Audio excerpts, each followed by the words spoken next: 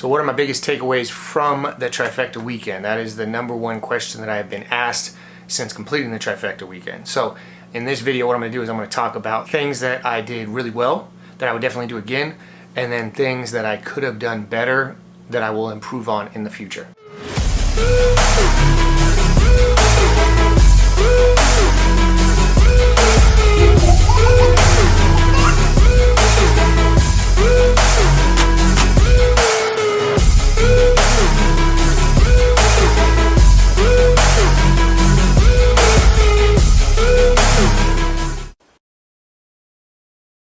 So last weekend I completed my first Trifecta Weekend in Lake Perris, California. I did the Beast on Saturday, the Super and the Sprint on Sunday. Weather was pretty much ideal except for the wind. It was like 72, windy. All in all, it was an overall awesome experience. As for how I'm doing a week later, I am still feeling it. I was not able to work out at all last week. My shoulders are tweaked still from the race, and then my left knee is still tweaked from the race. So if you're curious to see what exactly happened, watch my previous video where I basically document the entire weekend. So that is the only downfall, that I'm still suffering from the actual weekend. And in that video, I was actually saying how I don't know if I will do another Spartan weekend. That's already changed. I was doing my first run since that weekend yesterday, and I felt really good, and I already have the itch to go back and do another Spartan race. So once I'm fully healed up, I may start looking at one to do later on this year. So 3 things I would recommend you do in order to complete your first Trifecta Weekend. First things first is be present. So when I was running the Spartan Beast on Saturday, it is a very long race. It is 13 miles with 30 obstacles. My goal for that race was to literally just focus on putting one foot in front of the other. I wasn't focusing on how many miles I had left. I wasn't focusing on how many obstacles I had left. Throughout the entire race, I actually just kept my eyes locked on probably 10 to 15 feet in front of me. I never really lifted up my head because I didn't want to see how far I had to go. I didn't want to see what obstacle was coming up next. I literally was just locked in and in the moment, which that also goes into when it comes to doing the obstacles. One of the things that I did really well is if I had to climb over, for instance, a wall, or I had to do the monkey bars or whatever it is, I was very in the moment. It was like time slowed down, and I was focusing on the task at hand, and I was focusing on the obstacle in front of me. So that would be my first tip, is be present. Don't think like, oh, how many miles do I have left, or how many races do I have left, how many obstacles I have left. If you do that, it's going to seem like a very overwhelming task, as opposed to I'm just going to do one foot in front of the other. I'm going to knock out the next 10, 15 feet. I'm going to knock out the next obstacle, and you break the race down. And it doesn't seem as daunting of a task. So that is the first thing that I did really well that I will definitely do in my next one. The second thing that I did really well, which I highly recommend if you're doing the Trifecta Weekend, is don't wait long in between your second race. So one day you got to choose if you're going to do the Beast, and then right after you're going to do the Sprint, or if you're going to do the Super and then right after you're going to do the Sprint. One day you got to do 2 races. The first day when I ended my Beast, within probably 30 minutes, my whole body got super tight, super locked up, and there was no way I was going to be able to run another race. So I took that going into Sunday. Sunday, as soon as I finished my Super, I did not wait for my actual start time of the Sprint. So I finished my Super at 11:30. My Sprint did not start until 1 o'clock. I didn't wait around until 1 o'clock. Immediately as I was done, I gave my wife my medal, and then walked straight to the registration line and switched my time to the closest time I could get. So by the time I was in line, switched it out, I was able to do the 12:15. And that was basically left me enough time to walk over to the start line, drink some carbs, drink some electrolytes, kind of loosen up, and then it was go time. I would not recommend waiting. If you wait, your body's going to get super tight and you're not going to feel like doing it. So tip number 2, don't wait around for your second race. Last thing I did really well that you definitely got to make sure you have a support crew. I had an amazing support crew that consisted of my beautiful bride, my daughter, my mom, and my dad. They say behind every successful man is a supportive woman. Luckily, I got a beautiful woman, a beautiful little daughter, and then a mom and dad to support me through all these races.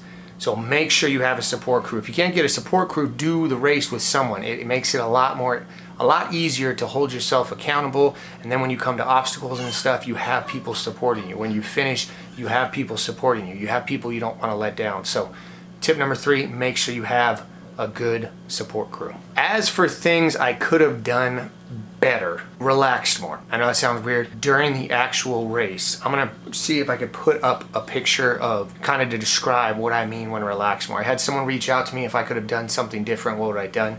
I am not the most ninja-like Spartan, which when I realized when it comes to Spartan races, you need to be relaxed, fluid, and kind of flowing through the obstacles. I kind of just tried to muscle all of them to the point where I was super tense, tightened up, and doing all the obstacles wrong. After seeing so many people go through them, I realized, and then the day after, I was talking to my buddy Brad. He is a rock climber, and he was explaining to me how you rock climb, and he was basically telling me I'm doing everything wrong for the pull-up. So it would have been amazing to have that information before I did the Spartan race, but it is what it is. So when it comes to the actual obstacles, I'm gonna show you the correct way to do it. So I'll put on screen basically a guy that went in front of me, and he did the monkey bars, and he made it look effortlessly. And now this is what I looked like when I did the monkey bars. So can you see the difference?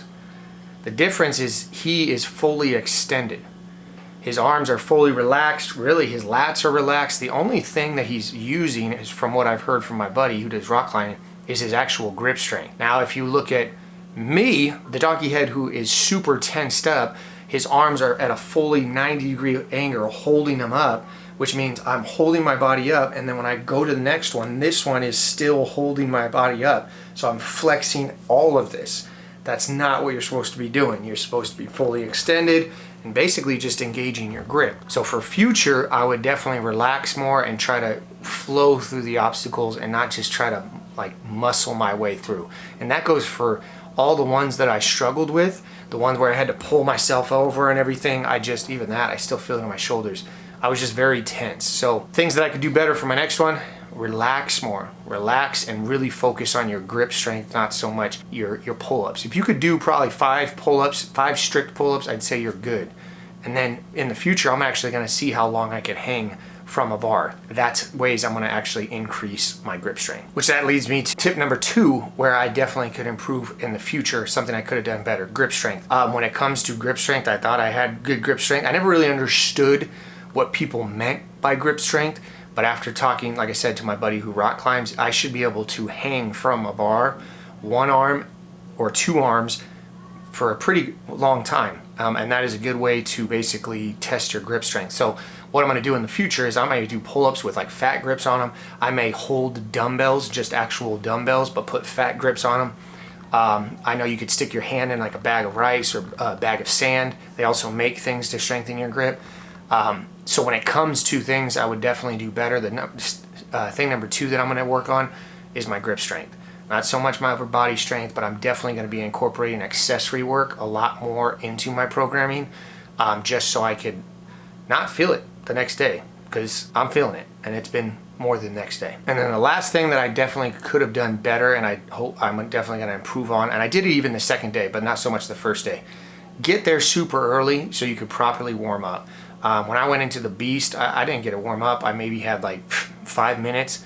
But if you're gonna go out and run a half marathon with 30 obstacles, you probably should warm up for at least, I would say, 20 to 30 minutes, depending on your age. I'm 33, so I definitely should have warmed up a lot longer than 5 minutes. When it came to the second day, I actually had a lot longer. I spent probably about 40 minutes to warm up, and that was some static stretching, some dynamic stretching. I'm actually even went for like a 1/4 mile jog. I would definitely run before you do your race. Like if you're able to run like I said, I only did probably about a 1/4 mile, but that 1/4 mile, when the race started and my adrenaline was pumping, I felt so much smoother and ready, as opposed to when I started the beast the day prior. And the beast the day prior, I was actually relaxed or rested. It was my first race of the weekend, and I felt way off.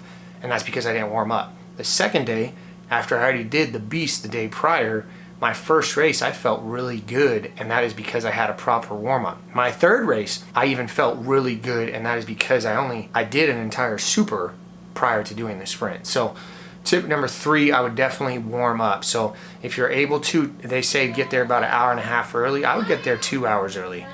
And the reason why is just so that, like I said, you have about a half hour, maybe 40 minutes to register, walk around, and then you really have like a full hour to kind of get your mind right and warm up properly. So that would be my third and final area where I would improve on. So I hope these tips helped you guys. Like I said, the more you do these things, like anything in life, the more you learn from them. I've done a total now of 7 Spartan races, and it took me 7 Spartan races to figure out the grip strength and how to relax a lot more. So I'm gonna keep learning these as I go through, but if I could help any of you guys, if this is your actual first Spartan race, I'd be more than happy to obviously help you guys with that. So that's why I'm putting out this video. So if you guys have any comments or anything, or any other questions that you guys have about what, other questions you have about doing a Spartan race, please feel free to comment below. I'll respond to them. I always respond to all my comments, and I may even just do another video. So anyways, appreciate you guys watching. You guys already know the motto: stay happy, stay healthy, and most of all, don't be average. Now go sign up for your first Spartan race.